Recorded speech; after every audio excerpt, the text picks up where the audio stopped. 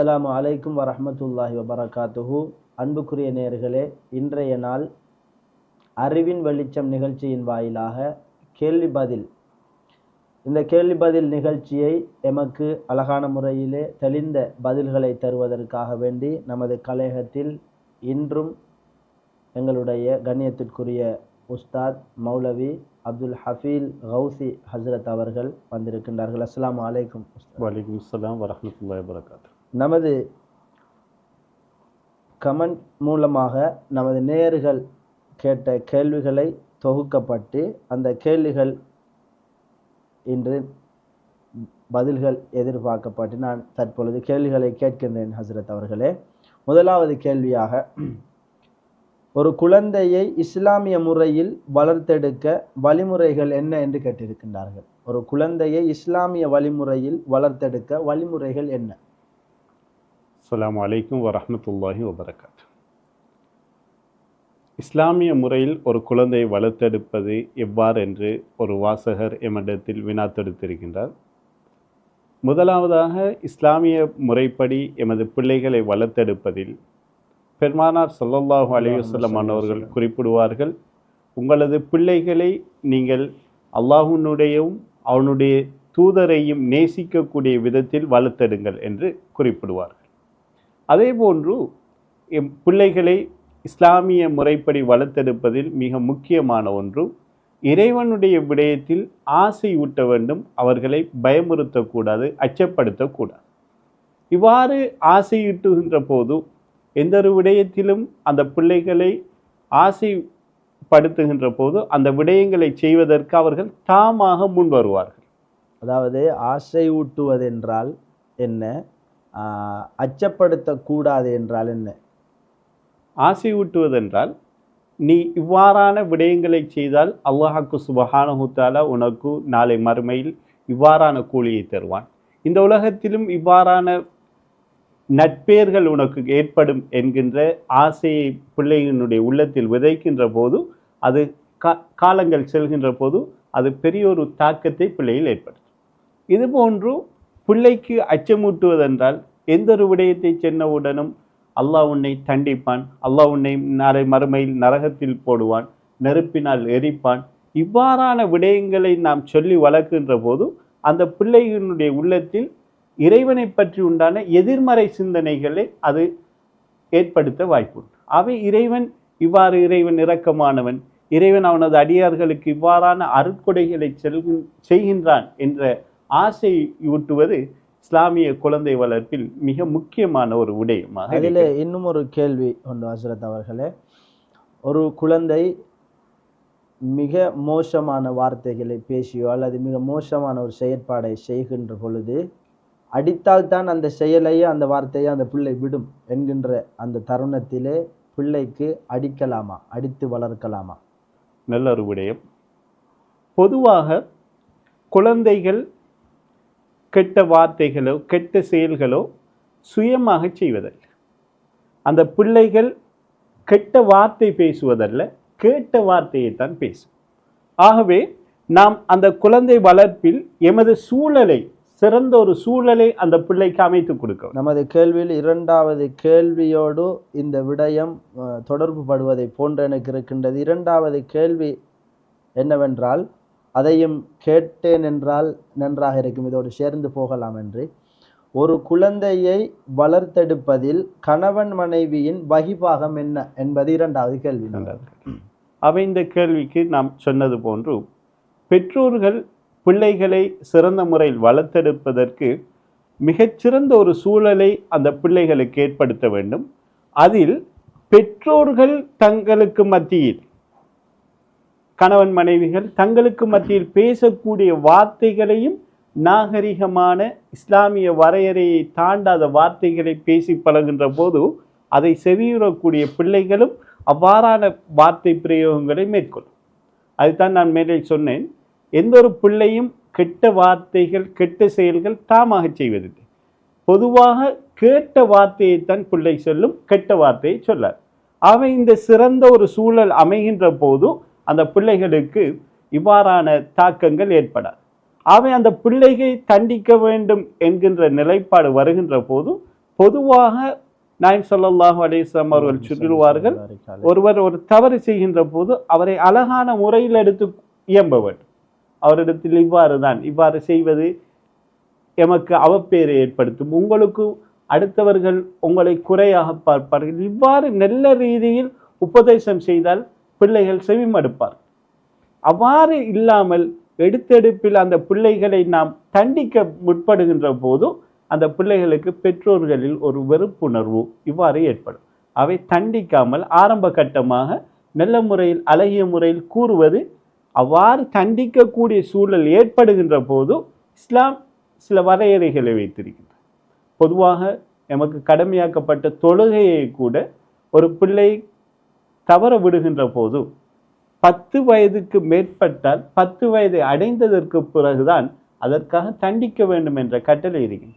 இன்று சிறு வயதில் 2 வயது 3 வயது 5 வயதில் சில பிள்ளைகள் தவறு செய்கின்ற போதும் பெற்றோர்கள் சில சந்தர்ப்பங்களில் காட்டுமிராண்டித்தனமாக ஒரு வரம்பு மீறி தண்டிக்கக்கூடிய சூழல் இருக்கு. இவ்வாறு இஸ்லாம் எமக்கு வழிகாட்டவில்லை.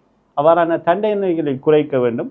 அதே போன்று பிள்ளைகளை சிறந்த முறையில் வளர்ப்பதில் பெற்றோர்களுடைய வகிபாகங்களில் பெற்றோர்கள் தாங்கள் செய்யக்கூடிய நல்ல விடயங்களை பிள்ளைகளுக்கு அடுத்த தலைமுறையினருக்கு வழிகாட்டாமல் அவர்களுடன் மட்டுப்படுத்தாமல் தாங்கள் செய்யக்கூடிய சகல நல்ல காரியங்களிலும் அந்த பிள்ளைகளை ஒன்றிணைத்து செல்ல வேண்டும். உதாரணமாக தொழுகையாக இருக்கலாம், அதே போன்று தான தர்மங்களாக இருக்கலாம், அல்லது அதுபோன்று திக்ருனுடைய மஜ்லிஸ், ஸலவாத்துடைய மஜ்லிஸ், இவ்வாறான நிகழ்வுகளுக்கு பெற்றோர்கள் தங்களது பிள்ளைகளை அழைத்து செல்வது இஸ்லாமிய முறையில் அந்த பிள்ளை வளருவதற்கு ஒரு சிறந்த ஒரு வழிகாட்டியாக அமையும். இன்னும் ஒரு கேள்வி ஒன்று தற்பொழுது வருகின்றது என்னென்றால், ஒரு பிள்ளையை வளர்த்தெடுப்பதில் அதிகமான வகிபாகம் தாய்க்கு இருக்கிறதா தந்தைக்கு இருக்கிறதா? இந்த வினாவில் பிள்ளையை வளர்த்தெடுக்கின்ற விடயத்தில் தாய்க்கும் தந்தைக்கும் 2 பேருக்கும் வகிபாகம் இருக்கிறது. ஒரு பிள்ளையினுடைய அத்தியாவசிய தேவை. என்னுடைய கேள்வி என்னவென்றால், ஒரு பிள்ளையை அழகான ஒரு மார்க்கப்பட்டுள்ள சாலிகான பிள்ளையாக வளர்த்தெடுப்பதில் அந்த விடயத்தில் தாயுடைய பங்கு கூட இருக்குமா அல்லது தந்தையுடைய பங்கு கூட இருக்க வேண்டுமா? மார்க்கம் என்ன விடயத்தை சொல்லுகின்றது? அதுதான் நான் கூறுகின்றேன். அதில் இவருக்கு பங்கு கூட என்று பிரித்து கூற முடியாது. 2 பேருடைய பங்கும் மிக கட்டாயம். அதில் மிக முக்கியமான ஒரு விடயம், பெற்றோர்கள் அந்த பிள்ளைக்கு துஆ செய்யக்கூடியவர்களாக இருக்க வேண்டும். ஏனென்றால் ஒரு பெற்றோர் தனது பிள்ளைக்கு துஆ செய்வது ஒரு நபி தனது உம்மத்தினருக்கு துஆ செய்வது போன்று நாயகம் ஸல்லல்லாஹு அலைஹி வஸல்லம் அவர்கள் குறிப்பிட்டுள்ளார்கள். இந்த பெற்றோர்களுடைய துஆவுடைய பவரை, சக்தியை நாம அந்த பிள்ளையில பல மாற்றங்கள்ல நாம் பார்க்கலாம். இதற்கு சான்றாக பலதரப்பட்ட சம்பவங்கள் இதை நிதர்சனமாக்கியிருக்கிறது என்றால் மிகையாகாது. கண்டிப்பாக எல்லா பெற்றோர்களும் தங்களுடைய பிள்ளைகளுக்காக துஆ செய்ய வேண்டும். இது மிகப்பெரிய ஒரு தாக்கத்தை அந்த பிள்ளைகள் நல்ல முறையில் வளருவதற்கு உறுதுணையாக உந்து சக்தியாக இருக்கும். அதே போன்று 3ஆவதாக ஒரு கேள்வி, ஒரு மனைவி கணவனின் அனுமதியின்றி வீட்டை விட்டு வெளியே செல்ல முடியுமா? அதோடு சேர்ந்து அவ்வாறு அவள் வெளியே செல்ல முடியுமென்றால் ஒரு வணக்க வழிபாட்டுக்காக சென்றால் அவளுடைய இபாதத் ஏற்றுக்கொள்ளப்படும். அவ்வாறு அவள் வெளியே செல்ல முடியாது என்றால் ஒரு வணக்க வழிபாட்டுக்காக வேண்டி அவள் வெளியே சென்றால் அவருடைய அந்த வணக்க வழிபாடு ஏற்றுக்கொள்ளப்படுமா? பொதுவாக கணவனுக்கு கட்டுப்பட்டு நடப்பது பெண்களுக்கு விதியாக்கப்பட்ட ஒரு விடயம். பெருமானார் ஸல்லல்லாஹு அலைஹி வஸல்லம் அன்னவர்களுடைய காலத்திலும் ஒரு மனிதர் ஒரு பயணம் மேற்கொள்கின்றார். பயணம் மேற்கொள்ளக்கூடிய சந்தர்ப்பத்தில் தனது மனைவியிடத்தில் சொல்லிவிட்டு செல்கின்றார், நீங்கள் வீட்டை விட்டு வெளியேறக்கூடாது என்று. அப்போதும் அந்த பெண்ணுடைய தந்தை நோயுறுகின்றார். தனது கணவர் வீட்டை விட்டும் வெளியேறக்கூடா என்ற கட்டளையிட்டு செல்கின்றிருக்கின்றார். இக்கட்டான ஒரு நிலைமை. கணவருடைய கட்டளைக்கு வழிபடுவதா தனது பெற்றோரை பார்க்க செல்வதா என்ற ஒரு பாச போராட்டம். இவ்வாறான சந்தர்ப்பத்தில் பெருமானார் ஸல்லல்லாஹு அலைஹி வஸல்லம் அவர்களிடத்தில் அவர் ஒருவரை வைத்து தூது அனுப்புகின்றார். யா ரசூலுல்லாஹ், என்னுடைய கணவர் இவ்வாறு சொல்லிவிட்டு சென்றார், எனது தந்தை நோய்வாய்ப்பட்டிருக்கிறார், அவரை நான் பார்க்க செல்லட்டுமா, அதற்காக வீட்டை விட்டு வெளியேறட்டுமா என்று கேட்கின்ற போது பெருமானார் ஸல்லல்லாஹு அலைஹி வஸல்லம் அவர்கள் சொல்வார்கள், அதீஇ ஜௌஜகி, உன்னுடைய கணவனுக்கு வழிபடு, வீட்டை விட்டு வெளியேறி செல்ல வேண்டாம். சில நாட்கள் செல்கின்றது, அந்த பெண்ணுடைய தந்தை மரணிக்கின்றார். தந்தையினுடைய இறுதிக்கிரியையில் கலந்து கொள்வதற்காக வீட்டை விட்டு வெளியேறி செல்லவா என்று திரும்பவும் நாயகம் ஸல்லல்லாஹு அலைஹி வஸல்லம் அன்னவர்களிடத்தில் தூது அனுப்புகின்றார். பெருமானார் சொல்லக்கூடிய பதில், நீ உன்னுடைய கணவனுக்கு வழிபட்டு நட, வீட்டை விட்டு வெளியேறாதே. இவருக்கு கவலை என்றாலும் பெருமானார் ஸல்லல்லாஹு அலைஹி வஸல்லம் அன்னவர்கள் சொல்வார்கள், அந்த பெண் தனது கணவனுடைய வார்த்தைக்கு வழிபட்டு வீட்டை விட்டு வெளியேறாத காரணத்தினால் அல்லாஹ்வுக்கு சுப்ஹானஹு தஆலா அந்த தந்தையினுடைய பாவங்களை மன்னித்து அவரை சுவனவாசியாக மாற்றியிருக்கின்றார். ஆக இந்த சம்பவம் எமக்கு உணர்த்துகின்றது, கணவனுடைய கட்டளையை மீறி, கணவனுடைய அனுமதியின்றி அவர் ஒரு பெண் எந்த ஒரு இபாதத்துக்கு சென்றாலும், எந்த ஒரு விடயத்துக்கு சென்றாலும் அது இறைவனிடத்தில் அங்கீகரிக்கப்படாது. ஏனென்றால் நோயாளிகளை நோய் விசாரிக்க செல்வது ஒரு கிரியை, அதே போன்று ஜனாசாவில் கலந்து கொள்வது ஒரு இபாதத் என்றாலும் இந்த இரு சந்தர்ப்பங்களிலும் பெருமானார் ஸல்லல்லாஹு அலைஹி வஸல்லம் அந்த பெண்மணிக்கு வழிகாட்டியது உன்னுடைய கணவனுடைய கட்டளைக்கு வழிபடு என்றுதான். தொடர்ந்து இன்னும் ஒரு கேள்வி எனக்கு எழுகின்றது என்னவென்றால், ஒரு கணவன் தனது மனைவிக்கு ஒரு பாவமான ஒரு விடயத்தை கொண்டு ஏவுகின்றான். நல்லொரு கேள்வி. பொதுவாக வழிபாட்டினுடைய விடயத்தில் இறைவன் படைப்புகளில் சிலருக்கு நாம் வழிபட்டு நடக்க வேண்டும் என்று நமக்கு கடமையிட்டு இருக்கின்றான். அதில் எந்த ஒரு படைப்புக்கும் இறைவனுக்கு மாறு செய்கின்ற விடயத்தில் வழிபாடு கிடையாது. ஒரு கணவன் தன்னை தவறான விடயம், பாவமான செயல்களை செய்யும்படி கட்டளையிட்டால் அந்த சந்தர்ப்பத்தில் லா தாஅத லி மக்லூகின் ஃபீ மஅசியத்தில் ஹாலிக் என்ற பெருமானார் ஸல்லல்லாஹு அலைஹி வஸல்லம் ஹதீஸின் பிரகாரம் அந்த சந்தர்ப்பங்களில் வழிபட தேவையில்லை. சமூகம் சார்ந்த பரவலாக அதிகமானோர் செய்யக்கூடிய ஒரு விடயம்தான், ஒரு முக்கியமான விடயம். 4வது கேள்வி, ஒருவரை பற்றி சமூக வலைத்தளங்களில் வரும் மோசமான செய்திகளை நாமும் சமூக தளங்களில் ஷேர் செய்வதன் மூலம் நாமும் அவரை பற்றி புறம்பேசியவரை போன்றவராகுவோமா? புறம்பேசியவருக்குரிய தண்டனைகள் எமக்கும் கிடைக்குமா? தான் கேள்வி. இன்று சமூகத்தில் பரவலாக காணப்படக்கூடிய ஒரு விடயம்தான்.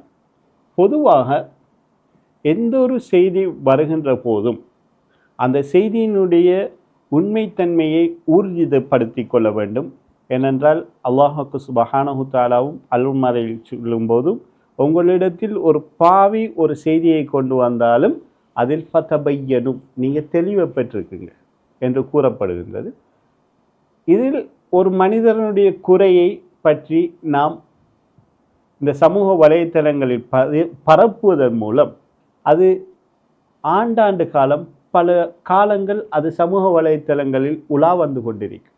ஆகவே பொதுவாக இஸ்லாமிய வழிகாட்டல், ஒரு சகோதரனுடைய குறைகளை கண்டால் நீங்கள் அந்த குறைகளை மறையுங்கள். ஏனென்றால் அவ்வாறு மறைப்பதன் மூலம் அல்லாஹ்வுக்கு சுப்ஹானஹு தஆலா எமது குறைகளை மறைப்பதாக குறிப்பிட்டுள்ளார்.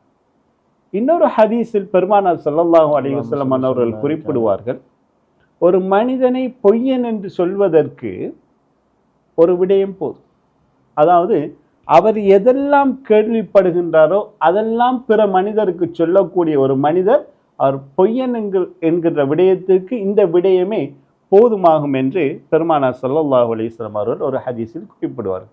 ஆகவே மேற்சொல்லப்பட்ட விடயங்களை வைத்து பிற மனிதர்களுடைய குறைகளை நாம் பரப்பாமல் மறைக்க வேண்டும்.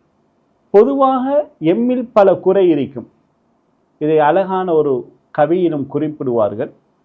முதலாவதாக நீ உன்னுடைய குறைகளை ஆய்வு செய்து அதை சீர்திருத்தப்பார். எவ்வாறு கொசுக்கள், ஈக்கள், ஆரோக்கியமான பல உறுப்புகள் இருந்தாலும் புண்ணுடைய குறையுள்ள ஒரு உறுப்பை தேடி சென்று மொய்ப்பது போன்று பிறருடைய குறையை துருவி துருவி ஆய்வு செய்ய வேண்டிய கடமை நமக்கு கிடையாது. நாம் நம்மை சீர்திருத்துகின்ற போது அல்லாஹு தஆலா நம்மளின் மூலம் பலரை சீர்திருத்துவான் என்ற இந்த விடயங்களை மேற்கோள் காட்டி நாம் இவ்வாறான செயல்களை செய்வது, நாமும் அந்த புறம்பேசியவர் அதை ஆரம்பித்து வைத்தவருக்கு என்ன தண்டனையோ அந்த தண்டனைக்கு உள்ளாகக்கூடியவர்களில் நாமும் ஆகுவோம். ஆகவே பிறரை பற்றி புறம்பேசி எமது நன்மைகளை அளிக்காமல் அல்லாஹ்வுக்கு சுப்ஹானஹு வ தஆலா எம் அனைவரையும் இந்த பாவமான செயல்களிலிருந்து பாதுகாக்க வேண்டும்.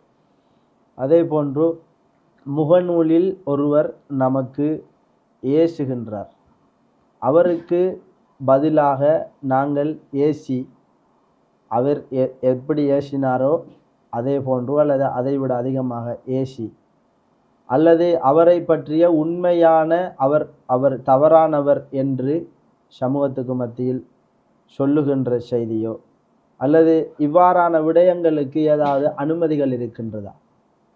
இவ்வாறான விடயங்களில் அவர் பிழையானவர் தான், அவர் பிழை என்பதை சமூகத்துக்கு தெரியப்படுத்தவில்லை, ஷேர் செய்யவில்லை என்றால் அவர் பிழையானவர் என்று தெரிந்தும் ஒரு சமூகத்தில் ஒரு பிளவு ஏற்படுவதற்கு காரணியாய் நான் இருந்து விடுவேனோ என்ற ஒரு அச்சத்தோடு சில விடயங்கள் ஷேர் பண்ணப்படுகின்றது.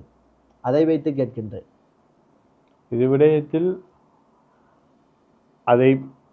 அது யார் விடயத்தில் சொல்லப்படுகின்றது, அது எந்த சந்தர்ப்பத்தில் சொல்லப்பட்டது என்கின்ற விடயம் எமக்கு தெளிவாக அமைய வேண்டும். ஏனென்றால் இன்றைய சமூக வலைத்தளங்களில் ஒருவர் ஒரு வீடியோவினுடைய ஒரு சிறிய துண்டை வைத்து இவர் இவ்வாறு கூறியிருக்கின்றார், இவ்வாறு இந்த பல பிரச்சினைக்குரிய விடயமாக இருக்கின்றது.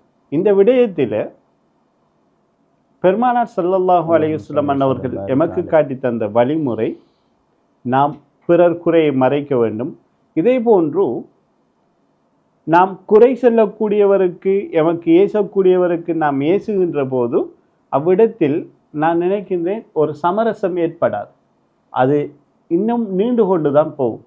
ஏனென்றால் அல்லாஹ்வுக்கு சுப்ஹானஹு வ தஆலா சய்யிதுனா மூசா அலைஹிஸ்ஸலாம் அன்னவர்களை ஃபிரௌனிடத்தில் அனுப்புகின்ற போது ஃபிரௌன் தான் மிகப்பெரிய கடவுள், அன ரப்புக்குமுல் அலா, நான் உங்களிலே மிக உயர்ந்த கடவுள் நான் தான் என்று வாதிட்ட ஃபிரௌனிடத்தில் மூசா அலைஹிஸ்ஸலாம் அன்னவர்களையும் ஹாரூன் அலைஹிஸ்ஸலாம் அன்னவர்களையும் அனுப்புகின்ற போது ஃபகூலா லஹு கௌலன் லய்யினா, நீங்கள் இருவரும் அந்த ஃபிரௌனிடத்தில் சென்று மிருதுவான வார்த்தையைத்தான் கூறும்படி அல்லாஹு தஆலா கட்டளையிடும்.